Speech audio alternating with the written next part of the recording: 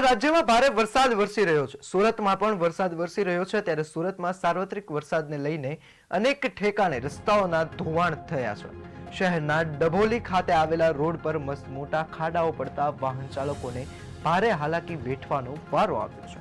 મનપા દ્વારા રસ્તાઓના પાછળ લાખો રૂપિયાનું આંધણ કરવા છતાં સમય મર્યાદા પહેલા રોડ તૂટી જતા અનેક સવાલો ઊભા થયા છે. રસ્તાની કામગીરીમાં કોન્ટ્રાક્ટર દ્વારા હલકી ગુણવત્તાનો સામાન વાપરવામાં આવ્યો હોવાના લોકો દ્વારા આક્ષેપો કરાયા છે.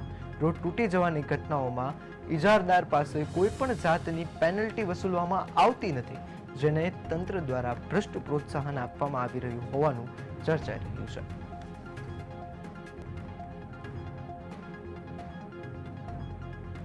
લાખોના ખર્ચે બનાવવામાં આવેલા રોડ રસ્તા સમય મર્યાદા પહેલા જ ધોવાઈ જતા લોકોમાં રોષ જોવા મળી રહ્યો છે. સાથોસાથ તંત્રની કામગીરી ઉપર પણ સવાલ ઉઠ્યા છે. કોન્ટ્રાક્ટર સામે કેમ કોઈ પણ જાતના પગલાં લેવામાં આવતા નથી તેવું લોકમુખે ચર્ચાઈ રહ્યું છે.